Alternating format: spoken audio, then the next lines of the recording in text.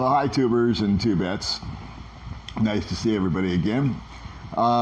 Hey, the title of this video is about the age gap here in the Philippines between men and women. And, before I get started on that little tirade, I want to thank everybody that subscribed. I usually get 6 or 7 subscribers a day, and in the last 24 hours I've had like 85 or 86 or something like that. So day 11 of the quarantine, you guys are really bored, aren't you? I'll watch this idiot for a half hour, kill some time. But anyway, thanks guys, I appreciate it. Come along for the ride. During this little quarantine time here in the bunker, I've been kind of reflective a little bit, looking back on how things have transgressed over the 3 years that I've been living here, and how different things are today than they were, 2 years ago, 1 year ago, 6 months, etc. And I got to tell you, the guys that have watched the channel a few times know that when I came over here, it really wasn't, the primary motivation was not to meet somebody and have a relationship, especially right off the bat. To be quite honest with you, I lived alone for like 15 years prior to coming out here in America. I got divorced, and then kids grew up and they scattered to the wind. And so it was pretty much just me, myself, and I for the last 15 years.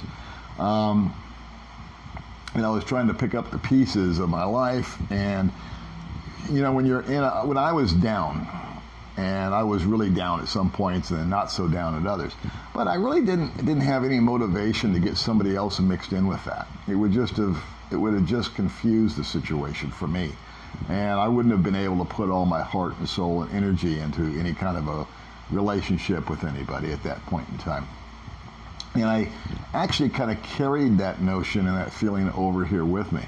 I had grown accustomed to being by myself, and I really didn't have any problem being by myself after time. I guess I kind of like myself to some degree.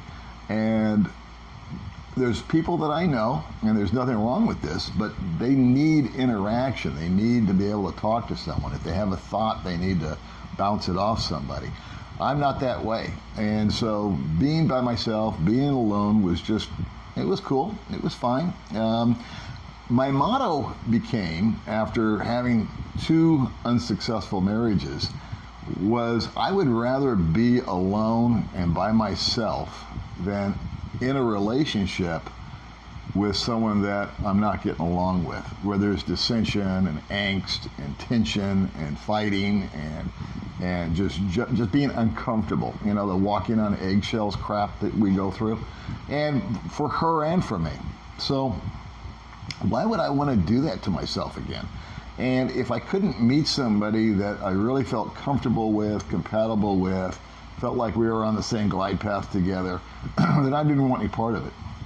And so coming over here, when I knew that my goal was to get organized, get an apartment and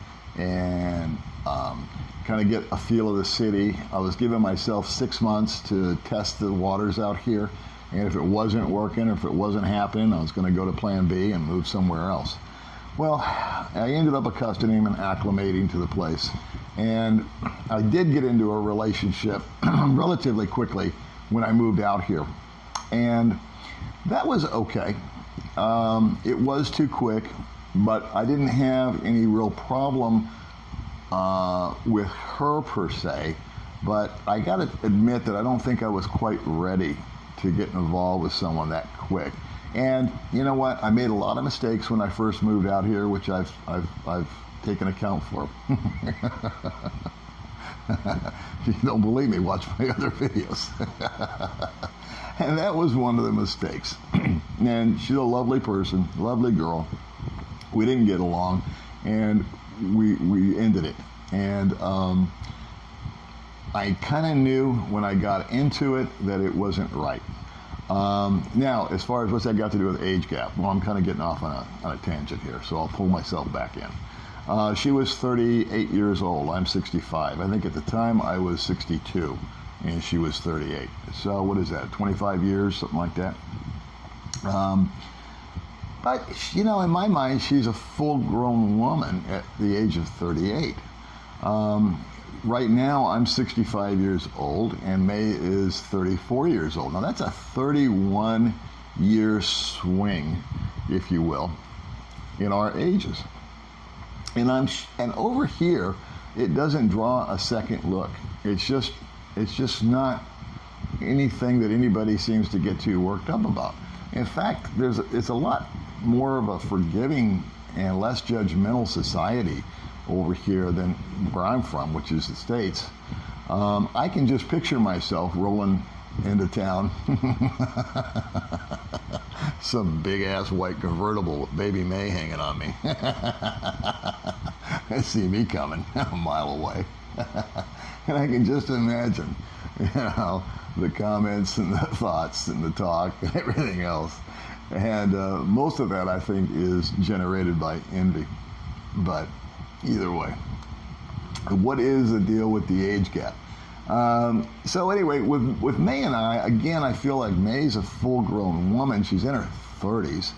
And if I was a guy that was 55 and really in bad shape or bad condition or something like that, or was just a grump all the time or whatever, I would see that be more of a disparaging thing than the age gap. I think the attitude of people has a whole lot more to do with it than the actual age, the chronological age.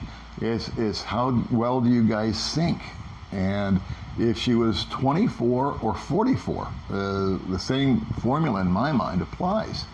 When I look back on situations in America, which is where I'll go, and I'm not here to advise anybody at all. I never give advice. I just tell you what happened to me, and then you guys can take it from there. But with the age gap deal, I don't see that in the States, with the exception of like some movie stars or rock stars or something like that. And it's kind of a arm candy thing that these guys do. But when I analyze the information, I think that men are men and women are women. And men are always going to be visual. And that's just our primary drive, is visual. And when we see a pretty woman walk by, it doesn't matter if we're 16 or 66 or 96. We turn our head and we look at them. That's just the way we're built.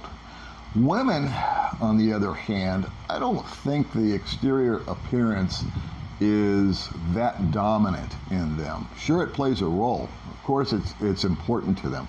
But I think they look at different things. Obviously, if a Brad Pitt or a George Clooney or one of these dynamo guys Elvis, you know, come walking in, I mean, of course, they're going to be attracted to that. That's natural. But I think at their core, women are more attracted to power than they are, and this is universal, than they are necessarily the looks. I think the more powerful a guy is, the more important he is, the more self-confident he is, the higher his stature is, that makes him attractive to these women. To women, period. Not these women, but all women. And I've seen that in the States. I've seen guys that are, you know, they're computer gurus. And you can't call them good looking, they're kind of dorky. But the women are attracted to them because I think that internally, women are looking for basically the same thing. They're looking for loyalty, they're looking for security, they're looking for status, and they're looking for someone that they can breed with that will produce offspring that will also keep the pack going. And so maybe the exterior appearance or the age or whatever is not what you would consider to be the norm. But I just think, this is just me spitballing here, boys and girls, I just think women have a different set of criteria than men do. We're pretty simplistic, at least I am, my little reptilian brain.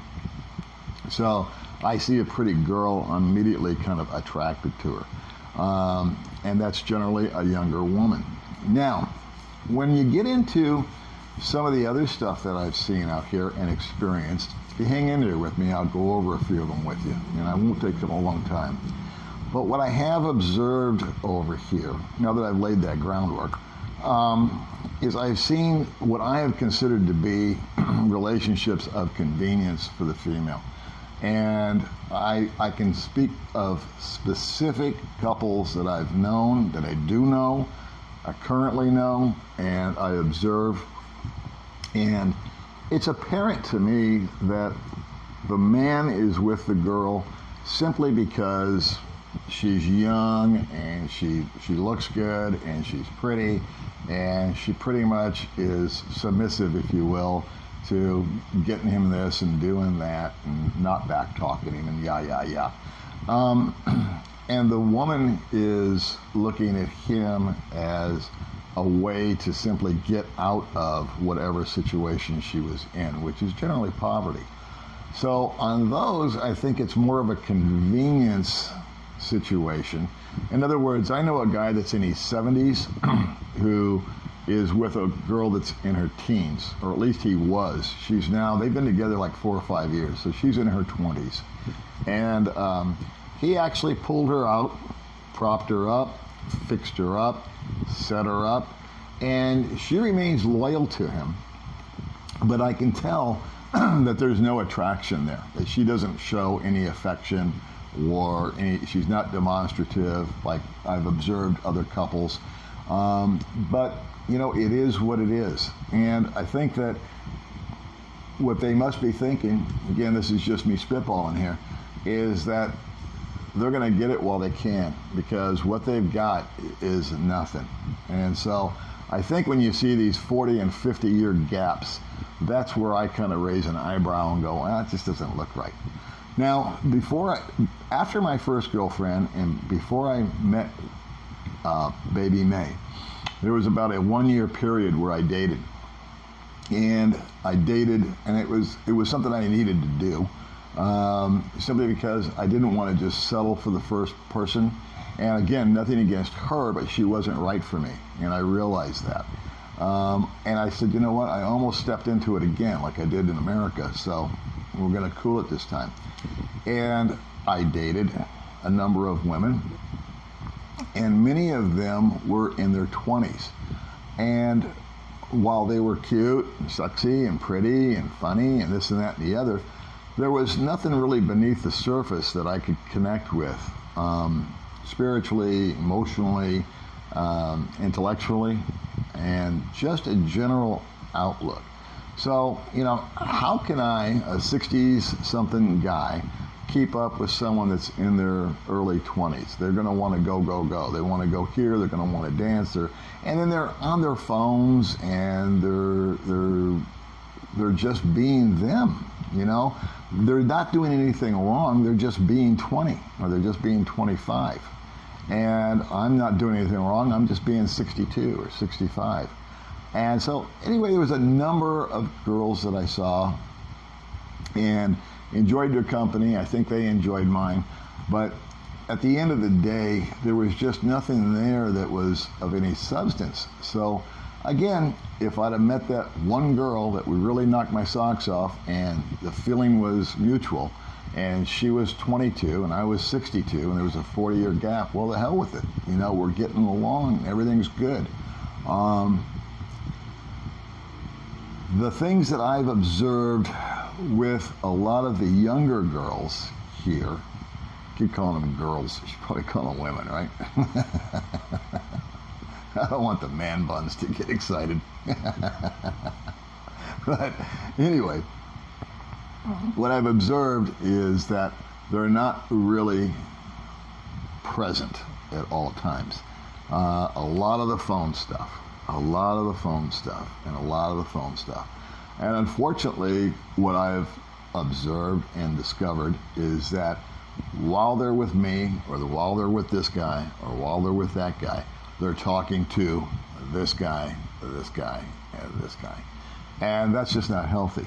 So if I'm with a young lady and we're seeing one another and supposedly it's exclusive, and yet at the same time I can look at her phone, and I don't spy on these girls, but it just becomes apparent over time that they're still on Facebook. They haven't changed their status. They've got 3 dating sites going. They disappear. They walk around the corner, and you know, that I think just kind of comes with the territory of them being that young.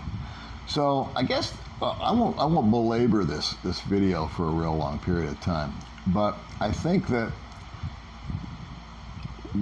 when you get to the age, when a woman gets to the age of 30 to 35, like May is, I pretty much think she's hit her maturity level. I think that it was the same with me. I think by the time I got to 35, maybe 40, that I pretty much had dialed into, you know, how I'm going to act.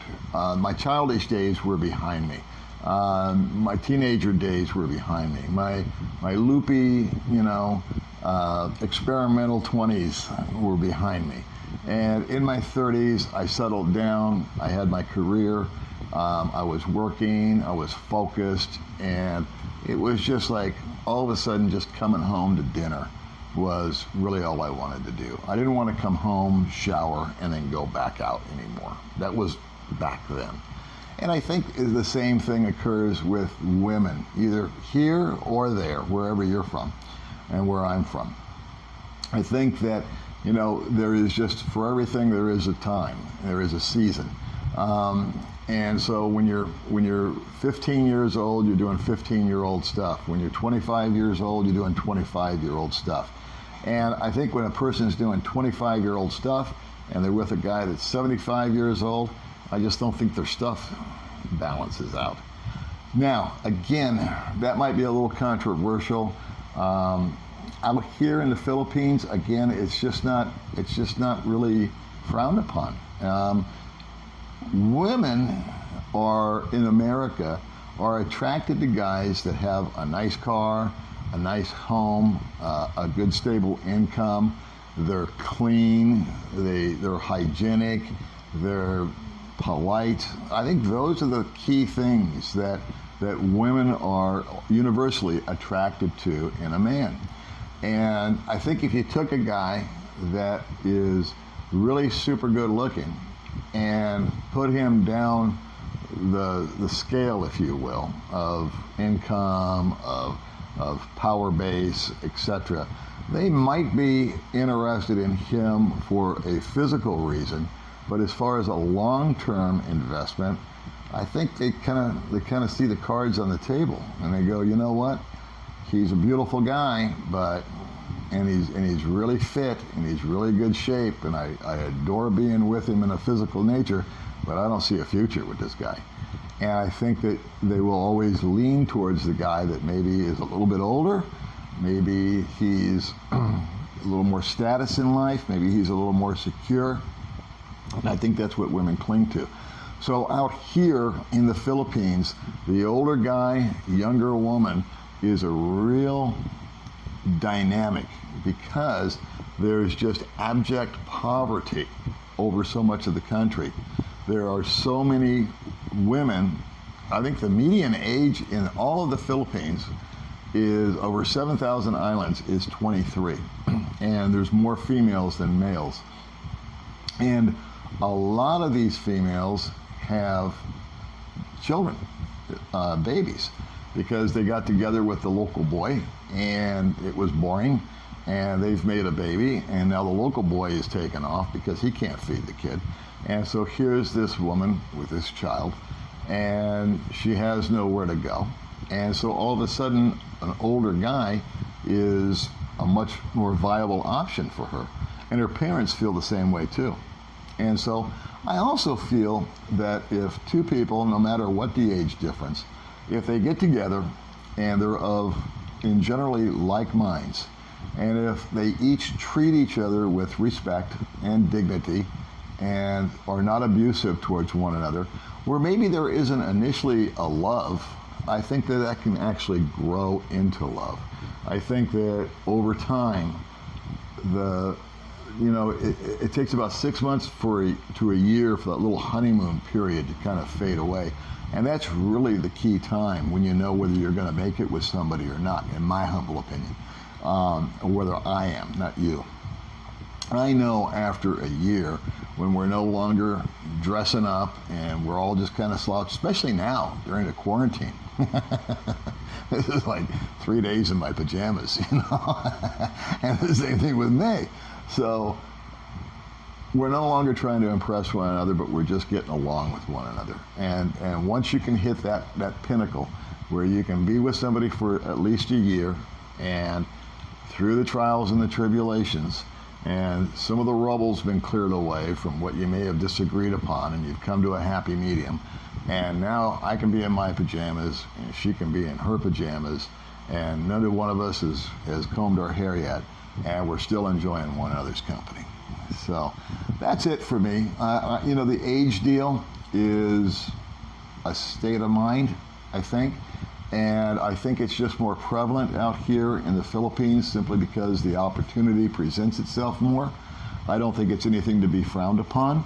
But I do feel that for a lasting relationship for me, there is just the beauty and the youngness or the innocence or whatever just isn't going to cut it. There's going to have to be some sort of a middle ground that we can both embrace. And I've just found that for myself, not being with somebody really, really young. I'm attracted to anybody really, really old, my age.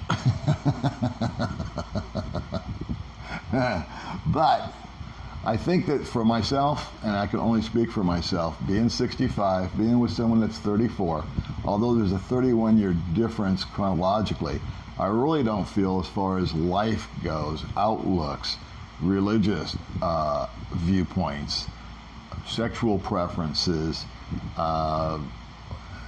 hobbies, how to spend our spare time, food that we eat, temperament is so important. I think if you find a balance there, if I can find a balance there, then that's going to be something that's going to work irregardless of age. All right, guys. Thanks for watching. I will see you guys next time. Bye.